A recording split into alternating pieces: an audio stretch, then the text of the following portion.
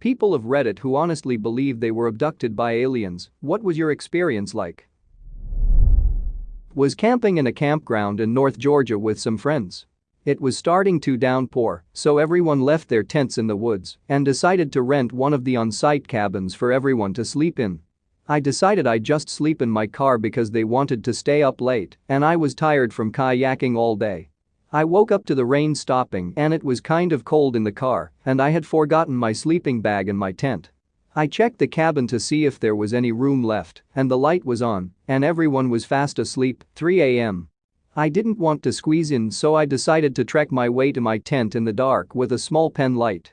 In order to get to my tent, I had to pass by everyone's that they left.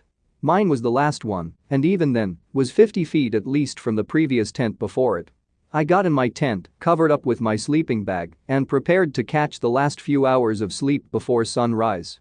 No more than 10 to 15 minutes from me getting in my tent, I began to hear light whispers right outside the tent door. They weren't in English and to my recollection, indecipherable, not any language I had heard at all. Just as the voices started, two orbs appeared together outside the tent. They weren't the same glare as a flashlight would make, and both were of two different colors that to the best of my ability, had no real distinct color. Just colorful. The whispers outside the tent began arguing louder between each other, but still in a hushed tone. And as the whispers grew louder, the lights began swirling around the tent. Behind me, to the side to the front. Not in the movement that one could make with flashlights and at this point, I realized no footsteps could be heard. I uncovered myself and kneeled on the tent floor preparing for the zipper to come undone like in a horror movie, and I was flipping through my mind on what option to take. It was the most terrified I had ever been. Fight or flight. The lights swirled faster, and the voices grew louder but still breathy and whispery. My mind raced and I was sweating despite the cold. And then, just like that, the lights shut off like switch, and the whispers stopped and nothing but silence of an empty wood. I stood there as still as I could, and I didn't dare go outside that tent till the sun came up. It was and still is the scariest moment of my life. I hope this makes sense. I've never written it out before. If I need to answer anything I can try in between moments at work. Interesting enough, I went to a horror movie premiere recently, and there was a scene that had the voices in it, and goosebumps ran up my arm. It was identical. So I was about 15. Every night, a guy I'll call Jay and I would sneak out at about midnight and go back home around 4 to 5 in the morning before our parents would wake up for work. On one particular night, we had just snuck out and it was about 1 a.m. We headed to my backyard, laid on the trampoline, and stared at the stars and talked, like we always did. Now, if you're in a room right now and you look around, you'll see the definite four corners where your ceiling and walls meet. You can see how square they turn. Edge of wall, sharp turn, second wall, same with your ceiling. You can see each individual flat surface. The sky did that. It went from staring at the stars to looking like a cube of sky. From the southeast corner of the sky came this giant UFO, I mean huge. As if it took up a quarter of the entire sky. We both stared at it in dead silence. It didn't make any noise, even as it moved. And while it spun, it was only hovering straight. The spinning didn't move it like you imagine a frisbee doing.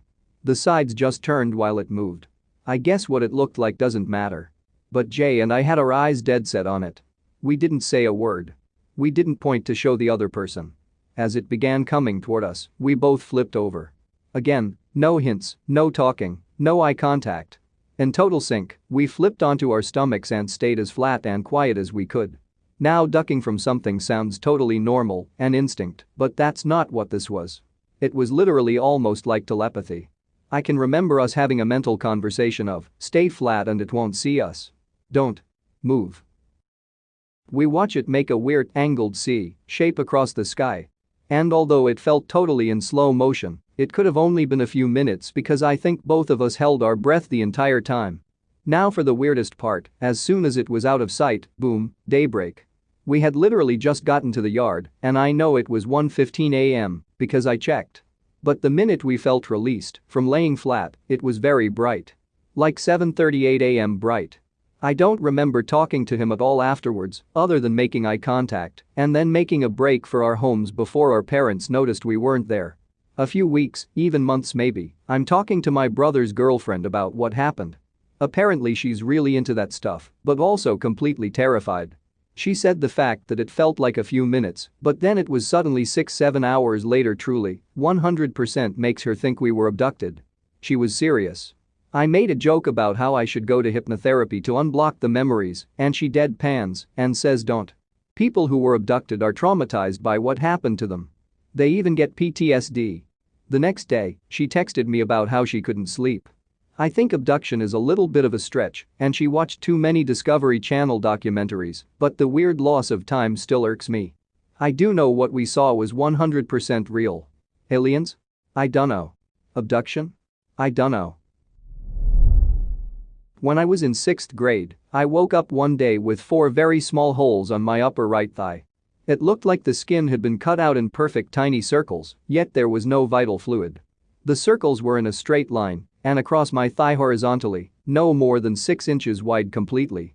I also felt very tired and couldn't remember what I had dreamt, which is weird for me since I pretty much remember every dream I have every night. I put band-aids on them and went to school as usual. The next morning, I wake up and there are 3 new holes right above the previous 4. I woke up once again very tired and drowsy and was now weirded out by how symmetrical everything was that I showed my mom, who said it was most likely ant or spider bites. Next morning, 2 more holes above the previous 3, and the morning after that, 1. This is when I was seriously scared since the holes now formed a triangle that pointed to my knee and they weren't scabbing over. I was so tired and confused and was scared to go to bed, so I stayed up really late but woke up the next morning, not even knowing when I had fallen to sleep, only dark and then morning. When I did wake up, I was suddenly very alert, and when I threw my blanket off my legs, I found all the holes completely gone. No scabbing or scarring, or any trace of the circles on my thigh. I showed my mom, and she just brushed it off, as if they had healed like any other cut.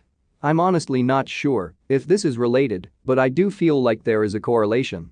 After this, I couldn't really comprehend math anymore. I had excelled at math all my life, but after this incident it was like numbers had no meaning to me, and I couldn't figure out simple equations. I went to an advanced school and had been learning algebra and geometry and was doing great, but then it was like poof, all my math knowledge and comprehension was gone. To this day, I can't even do simple addition problems without double-checking them. I was about 8 or 9 and my mom tells me we are going on a day trip to meet her high school friend. Cool. I grab my Game Boy Advance because I know my mom's friend has kids my age and wanted to show them up in the racing game I had. I overheard this from my mom talking with her friend at her house. They told me to leave the room because they needed to talk about adult things. Little, innocent, curious me wonders what exactly are adult things that I can't hear? Were they gonna throw some new juicy cuss words out?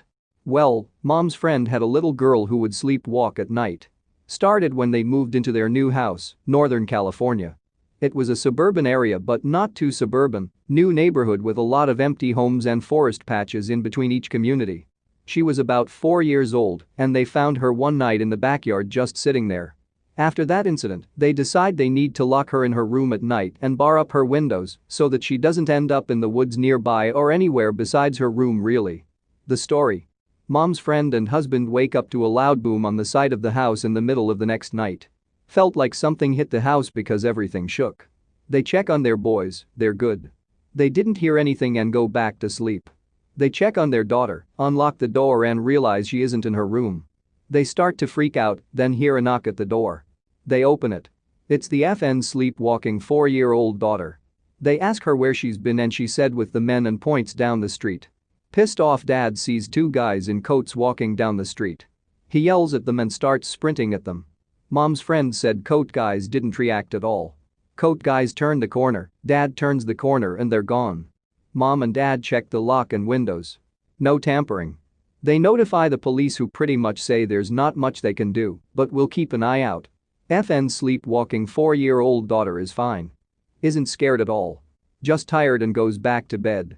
After that, my mom didn't understand why I was scared as heck that night. She believes she was abducted, but refuses to tell me what happened. Even my dad tells me that he can't tell me the story. Says it's for my mom to share if she wants it shared. But overhearing this when I wasn't supposed to hear it had me tripped out as a kid. This happened to me when I was 10 years old in Calgary, Alberta, in 1970. I was walking home from school, cutting across the school sports field. Our house wasn't far. We lived across the street from the school. There wasn't any other kids around since I had stayed late for a volleyball practice and the rest of the students had gone home 45 minutes earlier when school let out for the day. It is about 4:30 in the afternoon. Something caught my attention from the corner of my eye and I stopped and turned to the right to look at it. Floating directly above a house facing schoolyard was a large UFO. I was in the middle of the football field, so this is about 60 to 70 yards distant from where I stood. The UFO is big and almost touching the roof of the house. It is completely centered on the house, but it is so big, it also is above the house on the left and right.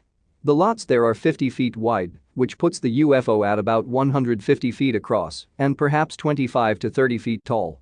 It is very bright, giving off a harsh white light which is difficult to look at since it hurts my eyes. I look away back towards my house and see a car and a motorcycle on the side street which intersects the street with the UFO. That street is about half a block away, and I remember being surprised and confused that the drivers are not reacting to the UFO, which clearly must be visible to them and so obvious since it is so bright, but the traffic continues as normal. At that point, I become aware that something is forcing me to turn my head back toward the UFO. I'm turning, and my field of view is changing, but I'm not the one doing it. I struggle to turn away, but I simply can't control any of my body. I remember a feeling of panic, then the next thing that I can remember, I'm walking into my house. It is about 9:30 at night and dark outside. I can't recall anything of the last 5 hours. My parents were furious with me for being so late. Apparently, my parents and my 2 brothers had been trying to find me for hours. A voice thought in my head tells me to tell them that I'm not feeling well and I need to go to bed. I have no idea where that voice thought came from, but I do exactly as it suggests and run upstairs to my room and go to bed. The next day, I still can't seem to explain what happened, and my mother is even more angry with me since my new school shoes are ruined, since the tops of them are all scuffed and dirty, like I was dragged face down across the ground with my feet still dragging on the ground. I told my older brothers what happened, and they suggested I keep quiet about it since nobody would believe me. Good advice, as it turns out, since in the many years since, most of the people I have shared the story with don't really know what to say afterward. Many years later, I was looking at my old school workbooks from that time, and they are full of drawings of UFOs, all of the same design, and with more detail than I can recall from memory. For example, in my memory, I can't remember seeing any windows in the UFO since the light was too bright to make out details, but in my drawings, there were large round windows all around the UFO, some with faces looking out.